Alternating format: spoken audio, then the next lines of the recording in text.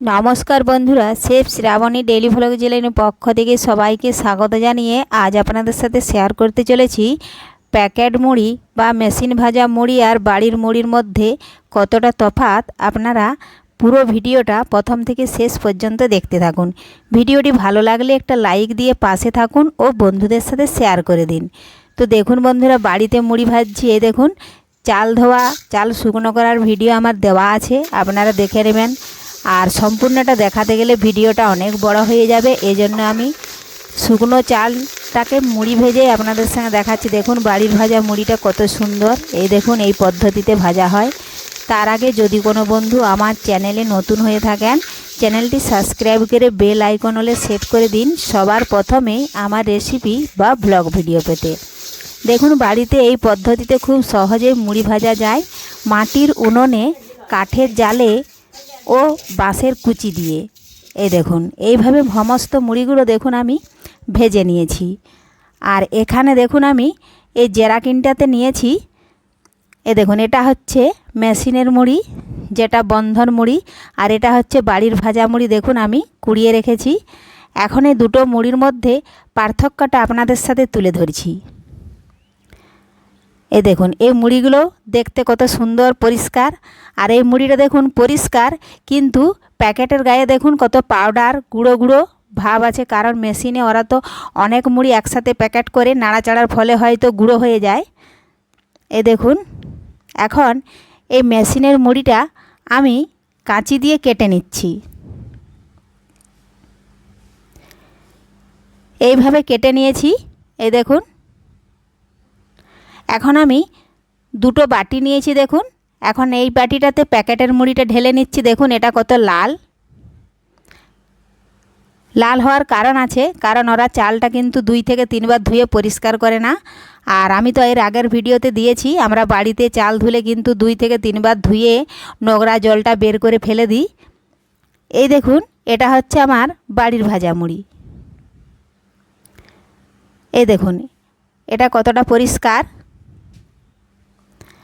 দেখুন, দুটো বাটিতে আমি সমান পরিমাণে মুড়ি ঢেলে নিয়েছি। এই দেখুন, এখন আমি একটা বোতলে জল নিয়েছি।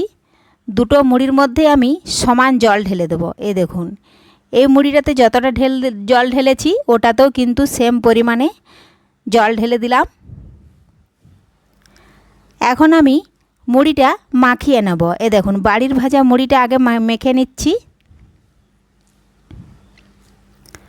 আর এই মুড়িগুলোর কিন্তু পার্থক্যটা জল ঢেলে না মাখিয়ে খেলে আপনারা বুঝতে পারবেন না। চপ পকোড়ি তেলে ভাজা দিয়ে অনেক সময় খেয়ে থাকেন, তো তাহলে আপনারা জানবেন কি করে কোনটা ভালো কোনটা খারাপ। তো দেখুন, এটা মাখিয়ে রেখে দিলাম। এখন এই দিকের মেশিনের ভাজা মুড়িটা দেখুন আমি মাখিয়ে নিচ্ছি। এটা কিন্তু দেখুন মাখতে মাখতে খুব সহজেই কিন্তু নরম হয়ে গেল। কারণ এর ইউরিয়া জলটা কিন্তু বের করে ওরা ফেলে দেয় না, শুকনো চালটাতে সামান্য লবণ জল ছিটিয়ে মাখিয়ে নেয়, এই জন্য এটা তাড়াতাড়ি টেম্পারটা নষ্ট হয়ে যায়। আর বাড়ির ভাজা মুড়িটা কিন্তু অনেকক্ষণ দেখুন ভিজিয়ে রাখলেও নরম হতে চায় না, একটু শক্ত থাকে। এ দেখুন ভেজিয়ে গেছে, কতটা নরম হয়ে গেছে।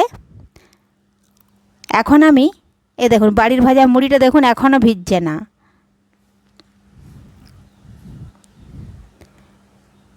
তো যাই হোক, এখন আমি একটা থালা নেব।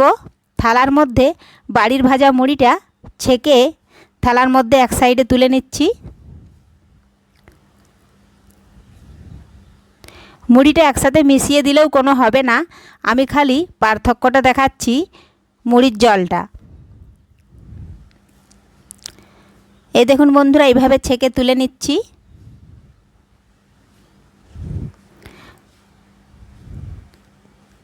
সমস্ত মুড়িটাই ছেঁকে তোলা যাবে না, 2-1টা মুড়ি থাকলেও কিছু হবে না, তাতেও আপনারা বুঝতে পারবেন। তো দেখুন বন্ধুরা, ছেঁকে নিয়েছি। এখন মেশিনের ভাজা মুড়িটাও দেখুন একই রকমভাবে হাত দিয়ে মুঠো করে আমি জল ঝরিয়ে তুলে নিচ্ছি।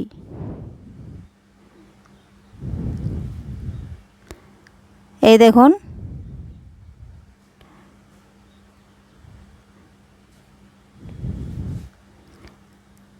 কেউ যদি এইভাবে মুড়িটা যদি খেয়ে থাকেন তাহলে তিনি বুঝতে পারবেন।